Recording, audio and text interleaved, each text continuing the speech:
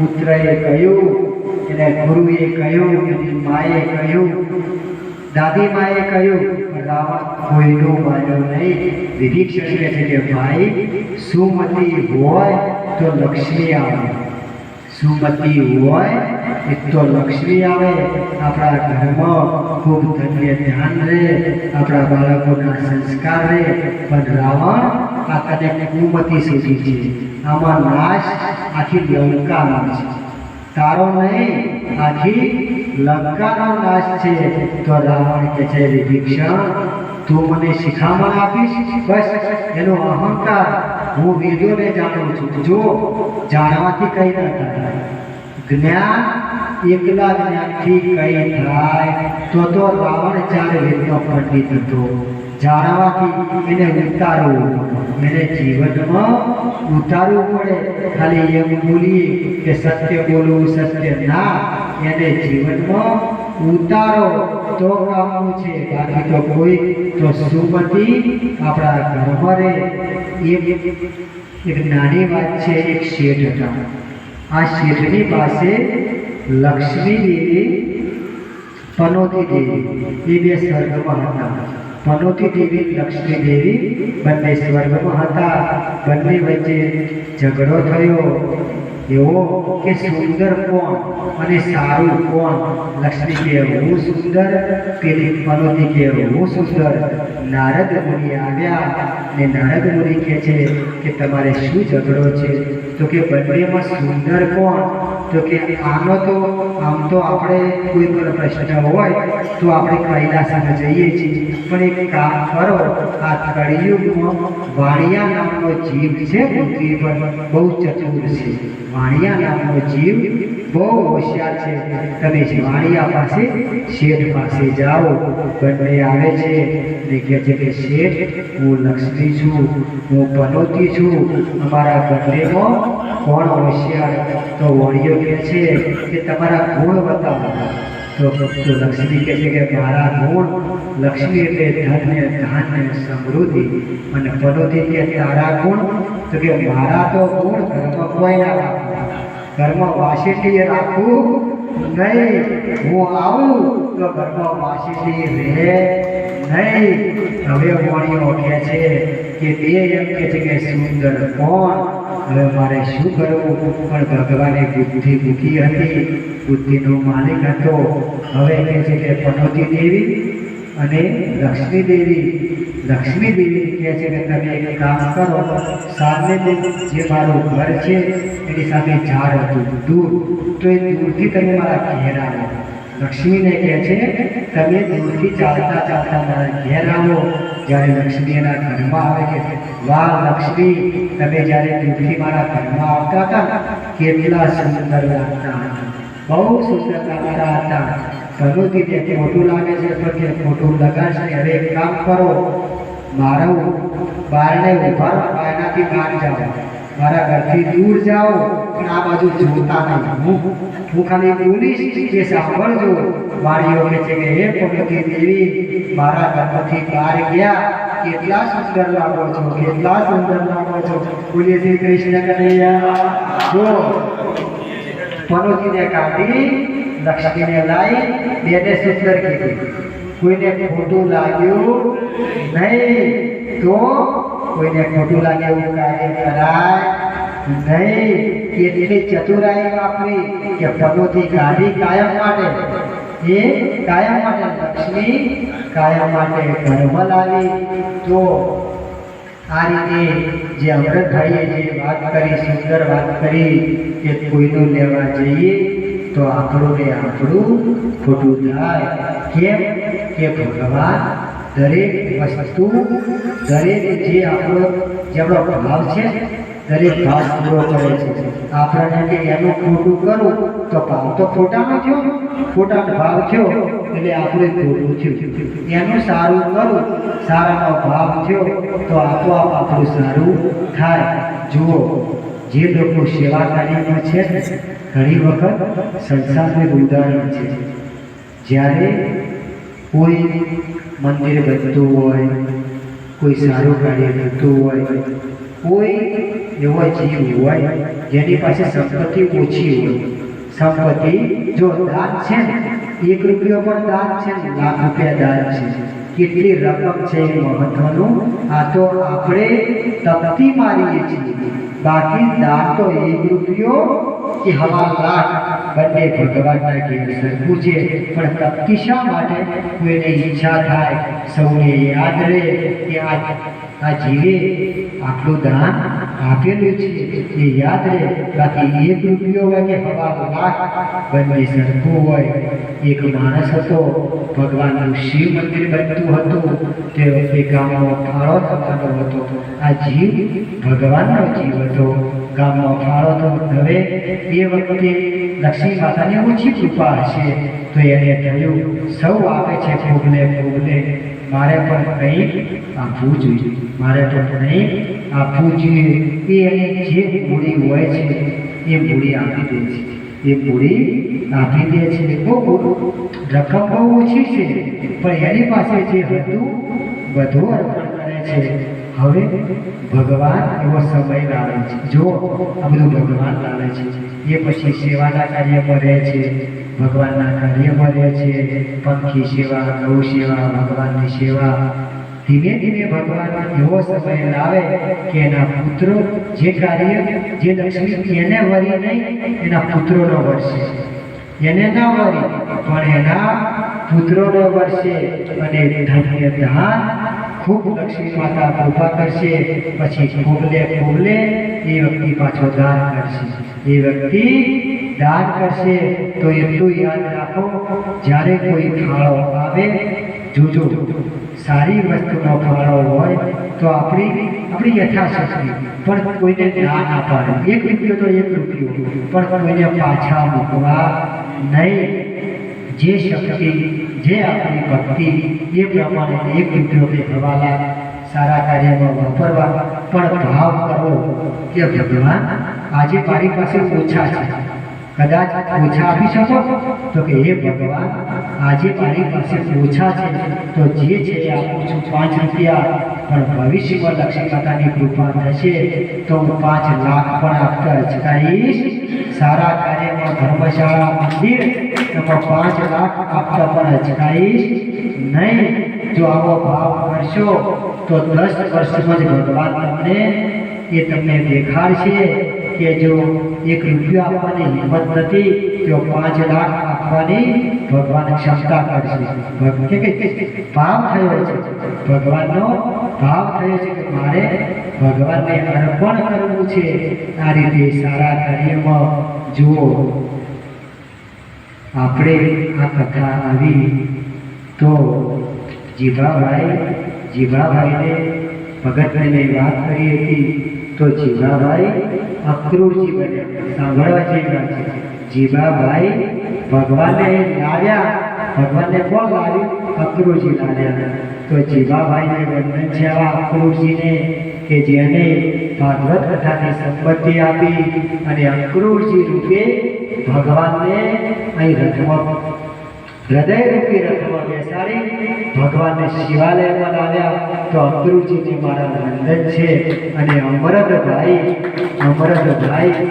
એ વિદુરજી બન્યા. જો ભગવાન પેદા કરે છે કે હું તો કથામાં જ્યારે આવ્યો ત્યારે મને બંને શિવગણ લાગે છે, બંને શિવગણ છે. આટલી સેવા કોઈ મનુષ્યથી શક્ય નથી. ખૂબ સેવા કરે છે ભગવાનની, ખૂબ સેવા ભાવથી સૌ કરે છે. બધા ગોડાભાઈ, દશરથભાઈ, પ્રહલાદભાઈ, મહારાજ, અમથા કાકા બધા સેવા કરે છે. બધા ભગવાનની ખૂબ સેવા કરે. અરગોનભાઈ, કાનજીભાઈ પણ વિશેષ સેવા જે આ બેના કપાળમાં ભગવાને લખી છે, લલાટે લખી છે. તો અમરતભાઈ વિદુરજી બન્યા. કેમ? ભગવાન એમના ઘેર સામે ચારે બનાવ્યા. જો વિદુરજી આમંત્રણ આપ્યું નહોતું, મનમાં હતું પણ આપી શક્યા ન હતા. તો ભગવાન સામે ચાલી અમરતભાઈના ઘેર આજે 8મો દિવસ ભગવાનને છે, કાલે 9મો દિવસ છે. ખૂબ લાલજી ભગવાનને આડોશ પાડોશ સૌ આવ્યા, ખૂબ લાલજી ભગવાનને લાડ કર્યા, માખણ મિશ્રી ખૂબ ભોગ આપ્યો. કાનજીભાઈએ પણ ખૂબ સેવા કરી, સૌએ ખૂબ સેવા કરી. વ્યાસની સેવા બધાએ ખૂબ પ્રેમથી પ્રહલાદભાઈ, દશરથભાઈ, બાબુભાઈ, સૌ મીરાભાઈ, કાનજીભાઈ માસ્ટર, કાનજીભાઈ અને બહેનો તો કેટલા નામ લેવા, બસ બહેનો માતાઓ કહું તે સૌ આવી ગયું, ખૂબ સેવા દાદાની કરી. તો ભગવાન અમૃતભાઈના ઘેર જાતે ભગવાન વધાર્યા તો વિદુરજી અને કાંતાબેન ખૂબ ભાવથી ભગવાનને અશ્રુ પાડ્યા, ખૂબ ભાવથી ભગવાનને રાખ્યા. એ વિદુરાણી છે, એ વિદુરાણી છે. અને જશીબેને ખૂબ ભાવ કર્યો, સૌ બેને કર્યો, ગજરાબેને કર્યો, સૌ માતાએ ભગવાનનો ભાવ કર્યો. તો આ ભાવ કાયમ રાખજો, ભાવ ઓછો ના કરતા.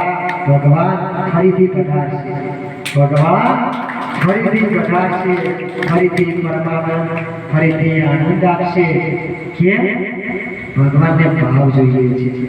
હવે જો લાલજી મહારાજ ઠાકોરજી 9 દિવસ અહીં રહ્યા છે, એમને ગોકુળમાં રહ્યા 11 વર્ષ, એટલો આનંદ આવ્યો છે. ભગવાનને 11 વર્ષમાં જેટલો આનંદ આવ્યો એટલો 9 વર્ષમાં તેઓ પણ ગોવાળ હતા. અહીં પણ ગોવાળ છે, પેઢીઓથી ગૌ માતાની સેવા કરે છે. એક પેઢી નહીં, પેઢીઓથી ગૌ માતાની ગંગા જમના સુધી, ત્યાં સુધી ગોવાળો ગંગા માતાને લઈને ગયા હતા. આપણા વડીલો, આપણા પૂર્વજો ચારવા માટે દુષ્કાળ પડે તો ગાયો લઈ, ગૌ માતાને લઈ ગંગા કોઠે સુધી ગયેલા છે. આ સત્ય વાત છે. તો આ ગાયોના ગોવાળ વચ્ચે ભગવાન મોટા કાકા 9 દિવસ રહ્યા છે. ભગવાન બહુ રાજી છે. મારી તમને વંદન છે કે ભગવાન બહુ આનંદમાં છે કે હું ગોવાળોના ઘેર, મારા ભક્તોના ઘેર, ધર્મીના ઘેર આવ્યો છું. ભગવાનને ખૂબ આનંદ થયો છે. આવો ભાવ કાયમ રાખજો. ભગવાનનો ભાવ હશે તો અવગુણો કાયમ દૂર રહેશે.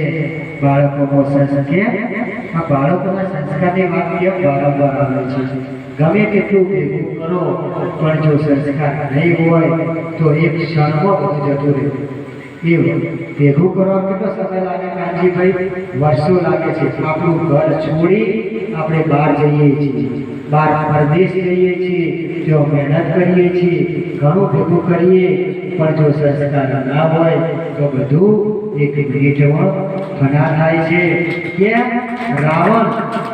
રાવણે લંકાની સોનાની લંકા ભેગી કરી હતી, પણ સંસ્કાર રહ્યા નહીં ને લંકા રહી નહીં. દુર્યોધને આખું હસ્તિનાપુર, જે છત્રપતિ કહેવાય, આખું ભેગું કર્યું, પણ સંસ્કાર હતા નહીં એટલે રહ્યું નહીં. તો ભગવાન સૌના બાળકોના, સૌના સંસ્કાર સારા રાખે. અને હરિ વિઠ્ઠલ આપણા હૃદયમાં છે, કાયમ આપણા હૃદયમાં રહે. જુઓ, કોઈ વાતની ગાંઠ બાંધવી નહીં જીવનમાં. ગાંઠ ના બાંધવી, જો બાંધવી હોય તો એક ગાંઠ બાંધવી ભગવાનના નામની, બીજી કોઈ ગાંઠ બાંધવી નહીં. એ ભગવાન રોજ મંદિરમાં આવી 2 માળા કરીશ. આ ગાંઠ બહુ મજબૂત વાળી, કોઈથી ના છૂટે. ગમે એવો કાળ આવે ને, કાળ, તો પણ ગાંઠ છૂટે નહીં. કે મન કેવું છે એ પેલી કુહાડી યાદ કરાવશે, મારી આ વસ્તુ કોઈ, આ વસ્તુ કોઈ, પણ એક ગાંઠ મજબૂત વાળવી. મને ભાગવત મળ્યું છે, મને ભગવાનનું શરણ અને ક્યાં મળ્યું છે? પશુપતિનાથ મહાદેવના સાનિધ્યમાં મળ્યું છે. આવા તો યજમાન કોઈને ના મળે. આવા યજમાન કોઈને ના મળે. કોઠ મારી દેજો કે ભગવાન તારી માળા, તારી પૂજા, તારી સેવા કરવી છે. આ ગાંઠ કોઈ કાળ પણ ખોલી ના શકે. કેમ?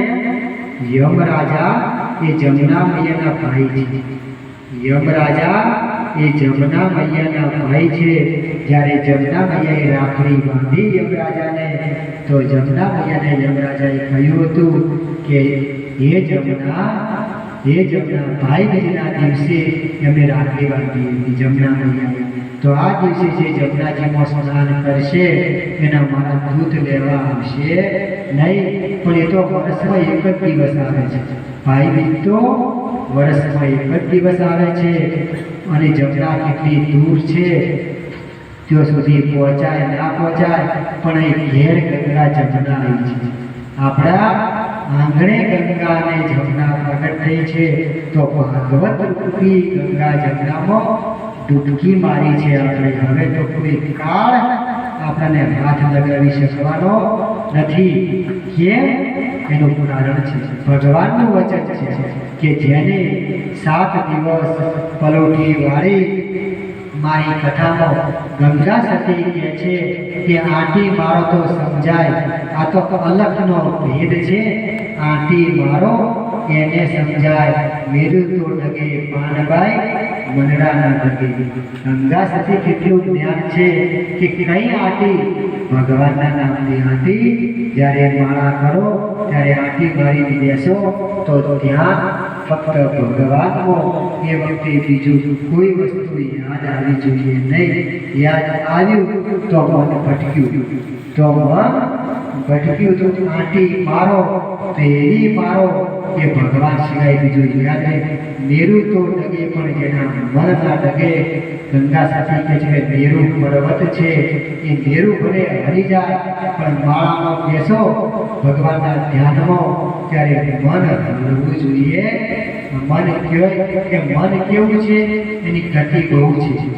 હાલ અહીં છે, પાછું સુરતથી અમદાવાદ પહોંચી જાય, પુત્ર પાસે પહોંચી જાય, પુત્ર પાસે પહોંચી જાય, ઘણું બધું પહોંચી જાય, પણ મનને ભગવાનના ખીલો તો જોઈએ.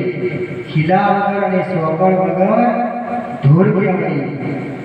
ખીલા વગર અને સોગળ વગર રખડતા ઢોર કહેવાય. પશુપતિનાથનો ખીલો અને શ્રી કૃષ્ણ નામની સોગળ આજથી બંધાઈ ગઈ. પશુપતિનાથ નામનો ખીલો અને શ્રી કૃષ્ણ નામની સોગળ આપણા ગળામાં પડી ગઈ છે. બસ હવે સારું શીખાડી દીધું છે મેરા કાકા. હવે તો બસ ભરીનું મજા એ તો બધું પૂરું કરવા વાળો બેઠો છે, બધું પૂરું કરવા વાળો. કોઈ ચિંતા વગર મગર દ્વારકાધીશ એટલે શામળિયાને યાદ કરજો. અડધી રાતે મારો લાલો શામળિયા સાથે દોડતો દશરથભાઈ, પ્રહલાદભાઈ, રમેશભાઈ આવશે આવશે ને આવશે. શ્રી કૃષ્ણ કનૈયા